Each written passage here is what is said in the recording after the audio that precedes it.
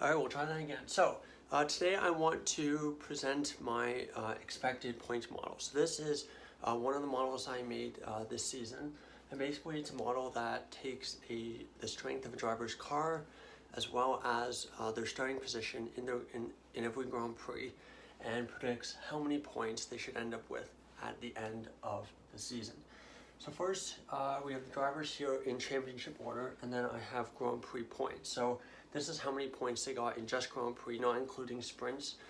So that's why the numbers will look a little bit different than the championship standings. And also because we don't really have enough data to be able to model sprint points super accurately. Then we have expected points. This is how many points they were expected to get based on the model.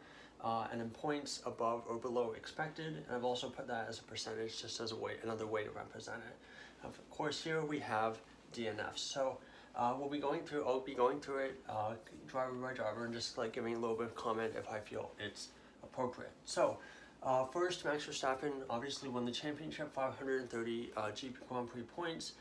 He was expected to have 418.7 points, which ends up to 111.3 points above expected. So absolutely fantastic season. So this is above expected would be what you would expect of an average driver or an average season.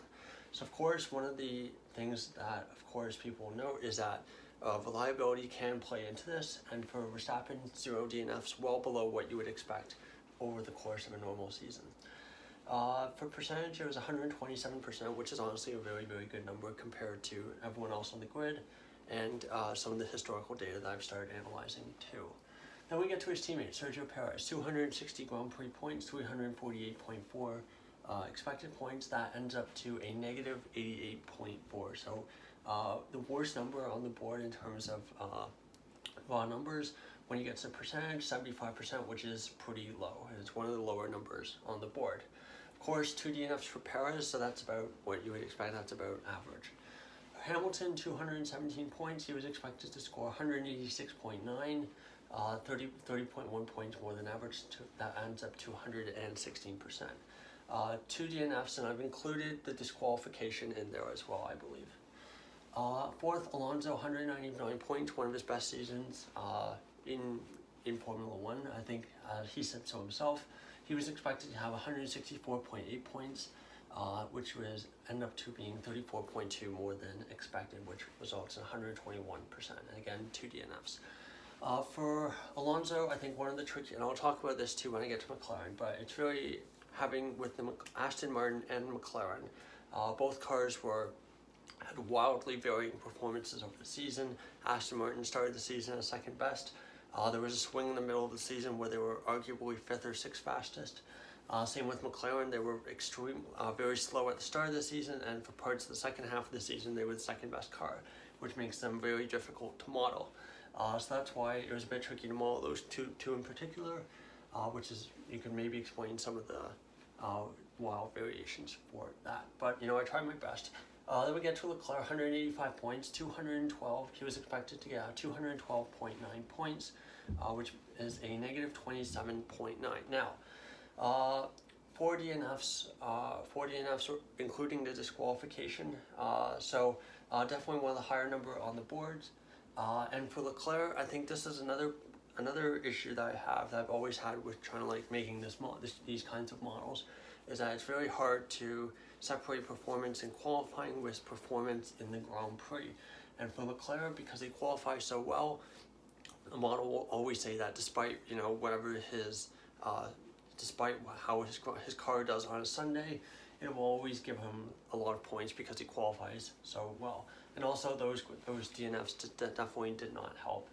Without the disqualification, without, for example, Bahrain, where he basically lost a podium there, that number could easily look quite different. And of course, he had a DNS as well, but that was not included in the data, so that didn't actually hurt him here. Then we get to number 6, Norris, 184 points. The model suggested he should have gotten around 132.6.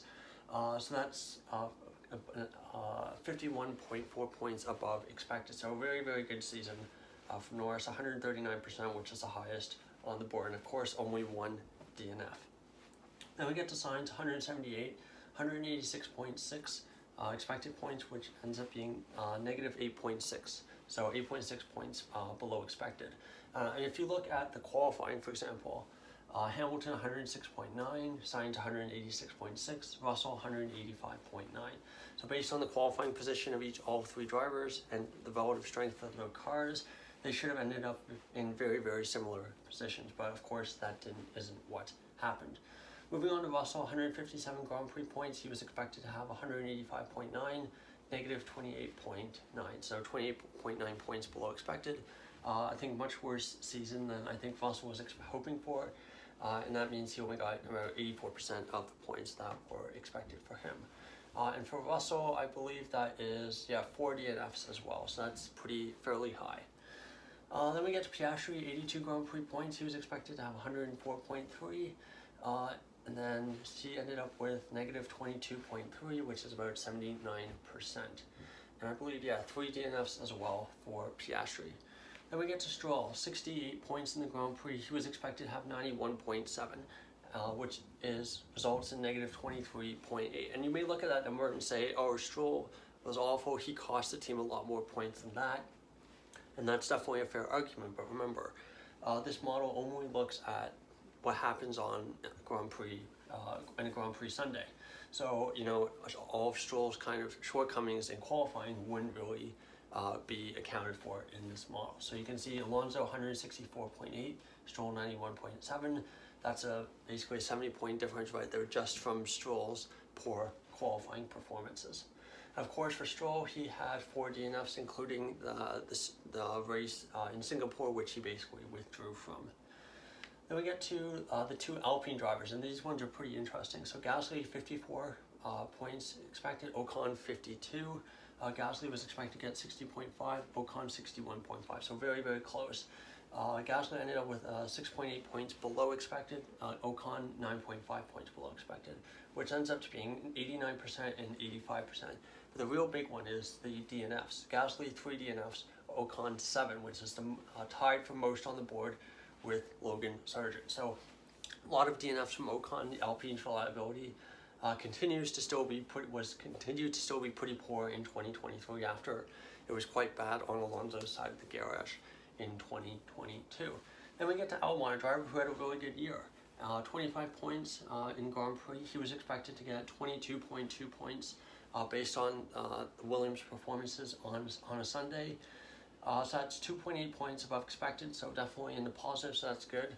113% and 4 DNFs as well. Then we get to Tsunoda, 14 points on Sunday. He was expected to have 11.3. That resulted in 2.6 above expected and 3. Let's see, where are we here?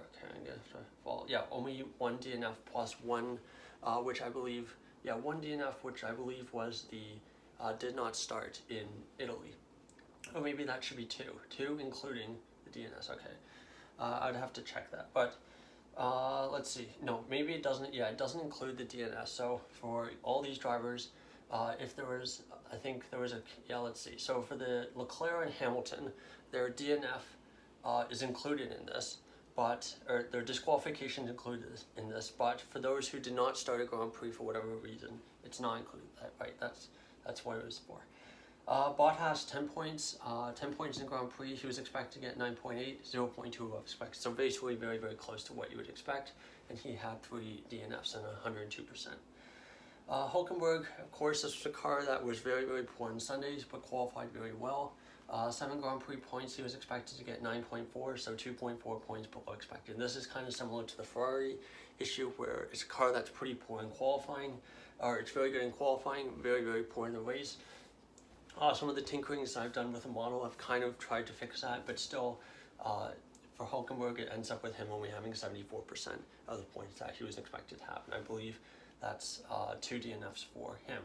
Then we get to Ricciardo. So Ricciardo's an interesting one. Of course, only 7 Grand Prix, I believe, this year. He got 6 points. He's expected to get 5.9, so basically about what you would expect. And of course, no DNFs. But of course, did withdraw from the Dutch Grand Prix with a broken wrist. So 6 points in the Grand Prix, expected point 7.3, negative 1.3, which ends up to being 82%, and he had 3 DNFs. Magnussen, 3 points, expected to get 7, so that's 4 below expected. 43%, and 5 DNFs for him. Then we get to Lawson, and I want to talk about the two AlphaTauri drivers, or the AlphaTauri drivers in general, of course. So one of the issues was that the data was based on the car for the whole year. But of course, Tsunoda is the only driver who drove the car for the whole year. So that means that for both Ricciardo and Lawson, the data basically, it includes data from when De Vries was driving the car. And you can argue that the car was much better with the upgrades in the second half of the season. So basically for those two drivers, the data kind of isn't reflective of the car that completely reflective of the car that they drove. And for De Vries, it's kind of the opposite. The car that he drove was much worse than the one that Lawson or Ricciardo drove. So I'll just go with De Vries, and then I'll go back to one last driver. So De Vries 0 points. Let's see. So Lawson 2 points, 2.4 points expected, so negative 0.4 points. 84 points for his total, and no DNFs. De Vries no points. He was expected to get 2, but of course with the caveat that this is assuming that it was the car he was driving the full season, but a car that was equal in performance across the whole season, but only for those 10 Grand Prix. 2 points expected. So of course he didn't get any points. That's negative 2 and 0% plus 2 DNFs. Now last driver I want to talk about, Logan Sargent, 21st place. He got 1 point. He was expected to get 7. So remember, Albon was expected to get 22.2. So that's still a massive difference in qualifying performance there. And even then, for Sargent, he got 6 points less than you would expect. Of course, as a rookie, and that's 14% of what was expected. Of course, for Sargent, 7 DNFs. I was thinking of parsing out mechanical DNFs and non-mechanical DNFs for this video, and only have the mechanical DNFs. But it's it can be quite difficult sometimes to parse the two apart. So I just decided to put all of them up there. So that's the results of my expected points model. I think it turned out pretty well. Looking at this, you can generally see that the drivers that had really good seasons, they generally did pretty well. So your Verstappen, Hamilton, Alonso, Norris, again, Albon, they were all in the positive. So that's definitely a good sign. Drivers who had weaker seasons, Sargent, obviously. Who else? I think Stroll, definitely for sure. Russell. For the Ferrari drivers, it's a bit tricky. Perez, yeah, like I said, for the Ferrari drivers, a lot of mechanical problems, a lot of mistakes as well on the strategy. Less so than 2022, but still, I think there was a couple there. So that's all from this video. Kind of talking about my expected points model. What did you think? Who do you think were the best drivers on a Sunday this past season?